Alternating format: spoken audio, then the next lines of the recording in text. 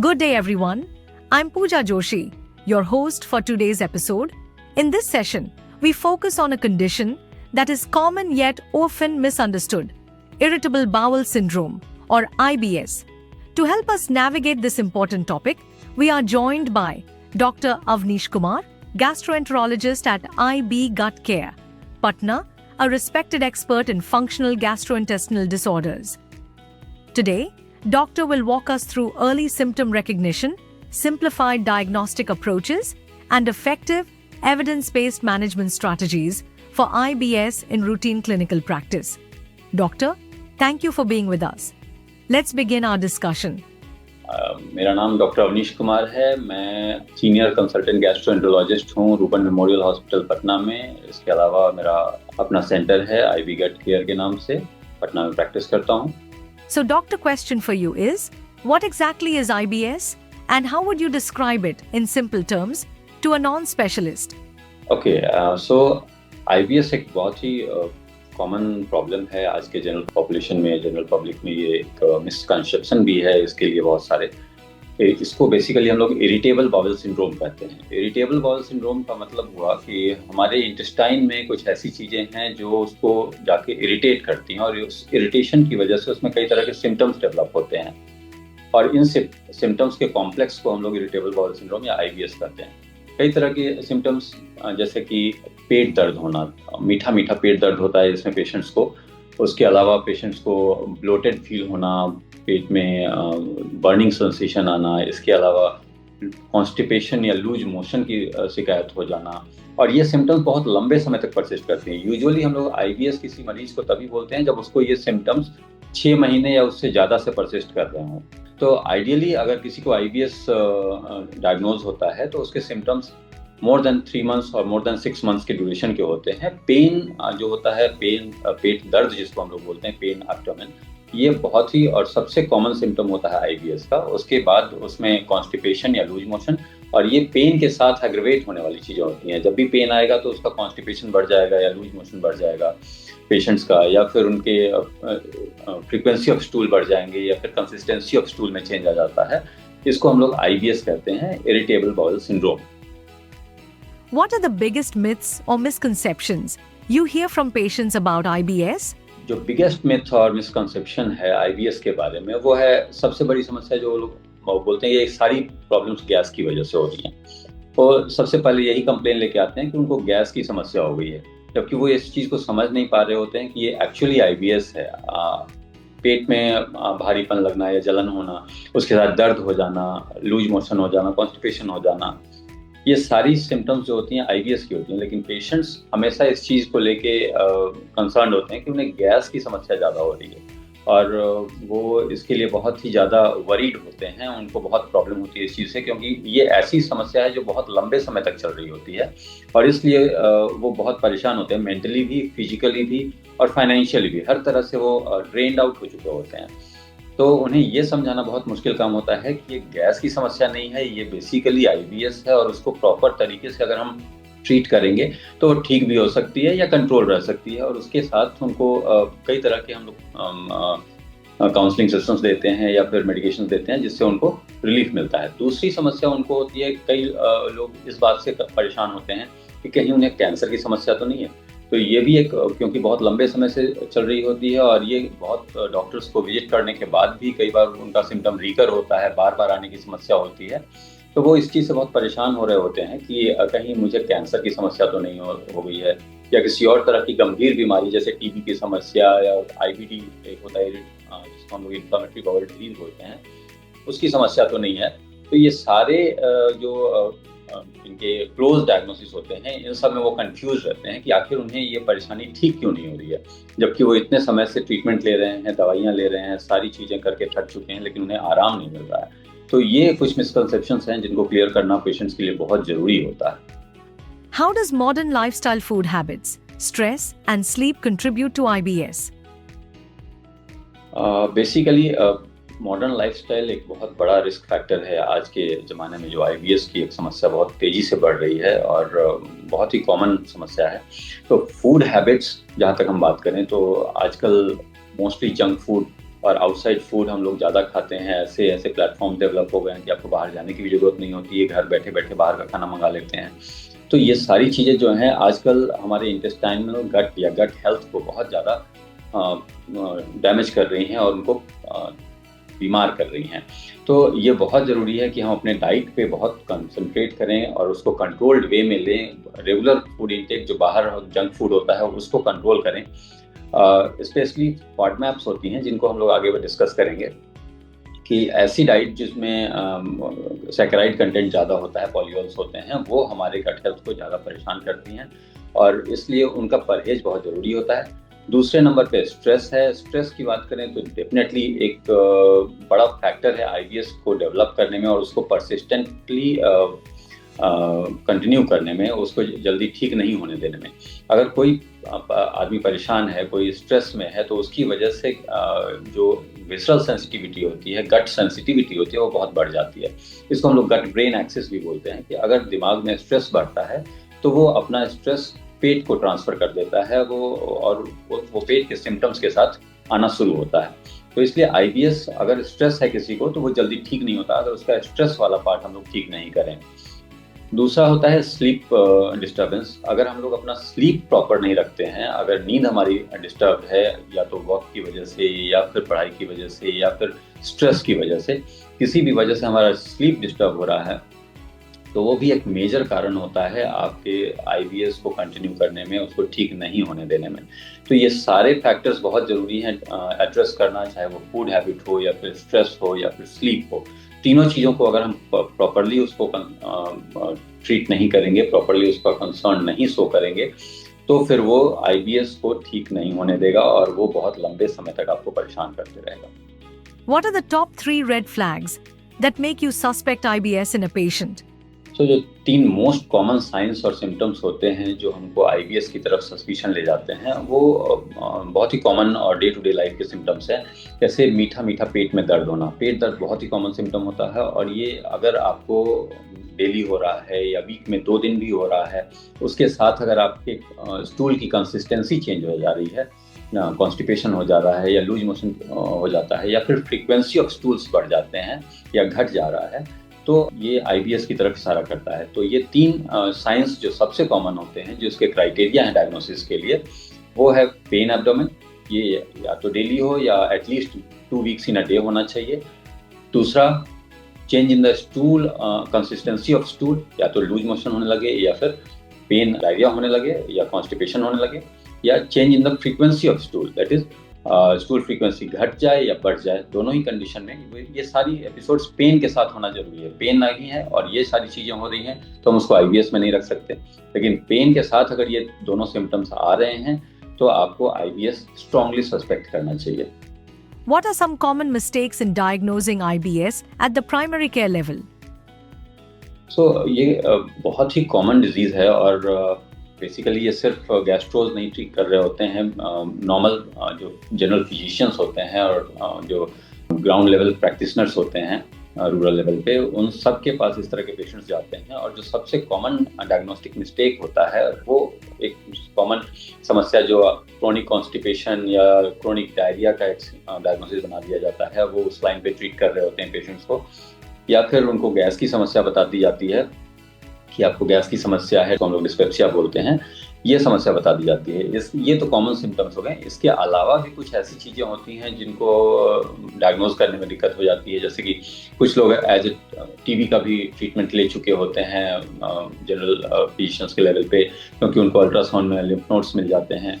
तो ये कुछ चीज़ें हैं, उनको फर्दर डायग्नोसिस बनाने में दिक्कत हो रही होती है।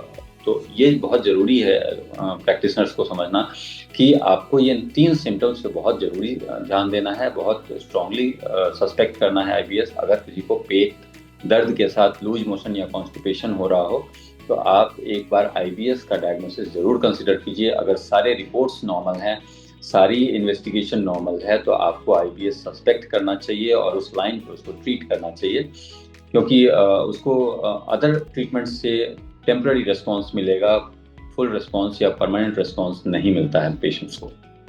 Are there any warning signs where a physician should immediately refer to a gastroenterologist? जी हाँ, कुछ वार्निंग साइंस हैं जिनको आपको कंसिडर करना चाहिए, ध्यान रखना चाहिए कि अगर ये कभी भी आपके नोटिस में आता है तो उनको तुरंत और इमीडिएट वर्कअप के लिए गैस्ट्रोएंटरोलॉजिस्ट या सुपर स्पेशलिस्ट के पास भेजना चाहिए। जैसे कि पहला साइन, अगर किसी को ब्लड में स्टूल आ रहा हो, स्टूल में ब्लड आ रहा हो, तो ये एक डेंजर साइन है, इसको अवश्य और ज़रूर से ध्यान देना चाहिए। अगर किसी को एपेटाइट बहुत ज़्यादा कम हो गया और वेट लॉस हो रहा है किसी पेशेंट को, तो कंसिडर करना चाहिए। अगर किसी को रिकरेंट वॉमिटिंग्स होने लग गई हैं और वो कंट्रोल नहीं हो रहा है नॉर्मली, तो उसको कंसिडर करना चाहिए। अगर किसी को सीवियर पेन एब्डोमेन होने लग गया है, यूजुअली आईबीएस में माइल्ड पेन एब्डोमेन रहता है जो पेशेंट के डेली लाइफ को बहुत ज़्यादा हैम्पर नहीं करता है, लेकिन अगर किसी को अनबियरेबल पेन हो रहा है तो उसे ज़रूर सुपर स्पेशलिस्ट या गैस्ट्रोएंटरोलॉजिस्ट के पास रेफर करना चाहिए। इसके अलावा अगर किसी के पेट में किसी तरह का लंपिश फील आ रहा है कि लंप जैसा फीलिंग हो रही है, तो उसे अवश्य गैस्ट्रोएंटरोलॉजिस्ट के पास रेफर कर देना चाहिए। Once IBS is diagnosed, what is your first line approach to management?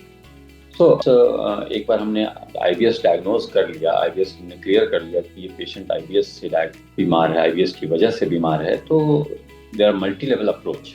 तो फर्स्ट लाइन ऑफ अप्रोच जो होता है मेडिकल मैनेजमेंट होता है। आपको ट्रीटमेंट देना है पेशेंट्स को, उसके pain, constipation, diarrhoea, bloating, burning, जो भी सिम्टम्स हैं उससे रिलेटेड आपको सिम्टम्स को ट्रीट करने के लिए मेडिकेशन देना है। दूसरा ट्रीटमेंट होता है उसका एंजाइटी पार्ट को कंसिडर करना। एंजाइटी अगर उसका नहीं ठीक होगा, स्ट्रेस नहीं कम होगा, तो वो आईबीएस को ठीक होने भी नहीं देगा। तो एंजाइटी, एंटी एंजाइटी मेडिकेशंस भी ज़रूरी होती हैं। स्लीप अगर उसका डिस्टर्ब है, स्लीप उसका नॉर्मल नहीं है, तो उसको इस बात के लिए काउंसलिंग बहुत ज़रूरी है कि तुम अपना स्लीप कंट्रोल करो। अगर उसको नॉर्मल स्लीप नहीं हो पा रहा है, ऐसी मेडिकेशंस की ज़रूरत पड़ेगी जिससे उसको ट्रीटमेंट, उसका स्लीप पैटर्न सही हो जाए और उसकी नींद पूरी हो। इसके अलावा उसकी फूड हैबिट्स के लिए उसको काउंसलिंग बहुत ज़रूरी है कि आप ऐसी फूड्स ना लें जो आपके गट हेल्थ के लिए सही नहीं हो। खासकर हाई फॉडमैप डाइट्स अवॉइड करना होता है इन कंडीशंस में, जिसको हम लोग फर्मेंटेड ओलिगो मोनो एंड डाइपॉलीऑल्स बोलते हैं, डाइसैकेराइड एंड पॉलीऑल्स बोलते हैं। इन सब फूड्स को अवॉइड करना है और इसके साथ साथ आपको रेगुलर फिजिकल एक्टिविटी बहुत ज़रूरी है ताकि आप अपने डेली रूटीन को सही करें और स्लीप प्रॉपर लें, एंजाइटी स्ट्रेस को मैनेज करें, मेडिकेशंस टाइम पे लें, ताकि आपका सारा जो ट्रीटमेंट है एक लाइंड अप हो जाए और उससे आपको आईबीएस से आराम मिल सके। ये बहुत ज़रूरी है। तो counselling part, food management, treatment with medications और प्रॉपर स्लीप, ये बहुत ज़रूरी है अगर आप किसी पेशेंट्स का आईबीएस ठीक करना है तो। How important is patient counseling in IBS management? What key messages do you give? So counseling part जैसे is very very important because most of the patients जो होते हैं वो 50% आपकी बातों से ही सही हो जाते हैं। डॉक्टर्स की बातें असर करती हैं। अगर वो सही काउंसलिंग उनको मिलता है इस बात के लिए कि उनको आईबीएस में कैसे अपने लाइफस्टाइल को सही करना है, अपने डाइटरी रिस्ट्रिक्शंस कैसे फॉलो करने हैं, उनको एक प्रॉपर सिंपैथाइजर मिल जाए उनको कि हाँ इस तरीके से आप अपनी लाइफ को डील करें, अपने स्ट्रेस को डील करें, अपने फूड हैबिट्स को कैसे कंट्रोल करना है। अगर ये सारी चीज़ें उनको प्रॉपरली काउंसिल की जाती हैं तो more than 50% of patients get relieved with बातों से ही ठीक हो जाते हैं। और बाकी जो बचा खुचा पार्ट होता है वो मेडिकेशंस ठीक करते हैं और उनका जो उनकी हैबिट्स होती हैं उनको कंट्रोल करने से ठीक हो जाती है। तो मैं अपने पेशेंट्स को यही कहता हूँ कि आप मेडिकेशंस का पार्ट मेरे ऊपर छोड़िए, स्ट्रेस, एंजाइटी, स्लीपिंग और फूड हैबिट्स इनको ठीक करिए। वो आपका परमानेंट क्योर के लिए ले जाएगा आपको आईबीएस से। अगर आपको प्रॉपर ट्रीटमेंट चाहिए, प्रॉपर केयर करना है अपने आईबीएस का, तो इन सारे लाइफस्टाइल एंड डाइटरी मॉडिफिकेशंस को फॉलो करें और आप इस बात के लिए निश्चिंत हो जाएं कि मेडिकेशंस परसिस्टेंट नहीं, लॉन्ग टर्म के लिए ज़रूरत नहीं पड़ेगी। धीरे धीरे मेडिकेशंस भी बंद हो जाती हैं और आप एक हेल्दी लाइफस्टाइल जी पाएंगे। What's the role of diet? Do you recommend low FODMAP, fiber modification, or any particular dietary pattern? So diet modification is very important, and this low FODMAP diet, as I previously also said that low FODMAP diet जो होता है वो IBS patients के लिए बहुत ज़रूरी है। FODMAP का मतलब है fermented oligo di mono saccharides and polyols. अगर ये डाइट हम लोग कंज्यूम करते हैं, हाई फॉडमैप्स को अवॉइड करना है। ये बहुत ध्यान देने की बात है कि हाई फॉडमैप डाइट को अवॉइड करना है। लो फॉडमैप डाइट आप कंटिन्यू कर सकते हैं, ले सकते हैं। तो अगर किसी को हाई फॉडमैप डाइट कोई ले रहा है तो उसके सिम्टम्स परसिस्ट करते हैं और वो ज़्यादा परेशान रहता है अपने सिम्टम्स से। अगर किसी पेशेंट को हम ये सजेस्ट करते हैं कि आप लो फॉडमैप डाइट लें, तो वो बहुत ज़रूरी है उसको कि वो उस चीज़ को फॉलो करे।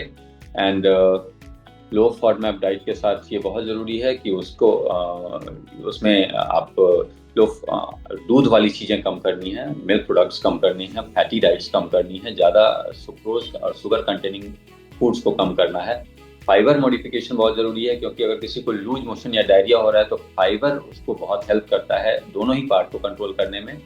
और उसका अगर किसी को कॉन्स्टिपेशन है तो स्टूल के बल्क को बढ़ाने में हेल्प करता है। अगर किसी को डायरिया हो रहा है तो उस फ्लूइड को अब्जॉर्ब करने में भी हेल्प करता है। तो ये बहुत ही इंपॉर्टेंट है कि आप स्ट्रेस और स्लीप के साथ अपने डाइट को भी मॉडिफाई करें, अपने मेडिकेशंस को कंटिन्यू करें, और इन सब के साथ अगर आप फूड हैबिट्स को सही करते हैं तो ये लॉन्ग टर्म तक आपको रिलीफ देगा IBS के सिम्टम्स से। How do you balance pharmacologic and non-pharmacologic management approaches in IBS? ये बहुत इंपॉर्टेंट क्वेश्चन है कि आपको pharmacologic and non pharmacologic management दोनों करने हैं पेशेंट्स के, IBS के पेशेंट्स में। तो फार्माकोलॉजिक मैनेजमेंट जो होता है वो डिपेंड करता है कि किस तरह के सिम्टम्स पेशेंट्स को आ रहे हैं। अगर किसी को पेट दर्द की समस्या है या तो उसको कुछ एंटी स्पाज्मोडिक या स्पाज्मोलाइटिक मेडिकेशंस देनी होती हैं। किसी को कॉन्स्टिपेशन है तो लैक्सेटिव्स देने हैं। किसी को लूज मोशन है तो उसको ऐसी दवाइयाँ देनी है जो उसका स्टूल फ्रीक्वेंसी को घटा सके और कंसिस्टेंसी को इम्प्रूव कर सके।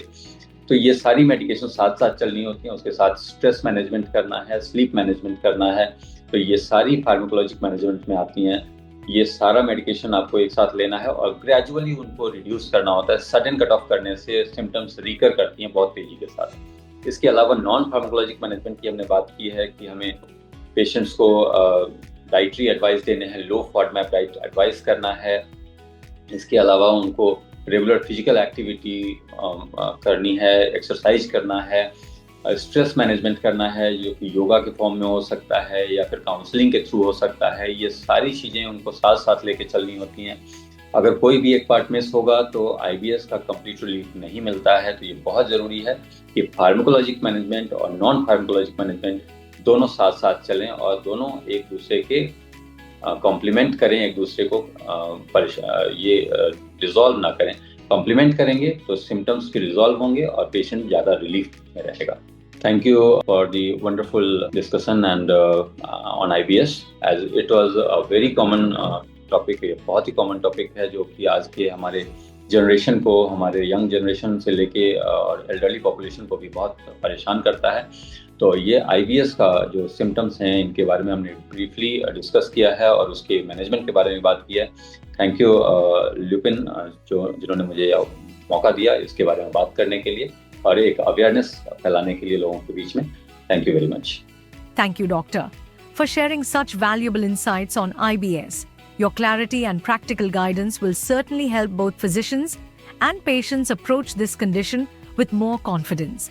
To our listeners, thank you for joining us. Stay tuned for more expert-led conversations. Until then, take care and prioritize your gut health.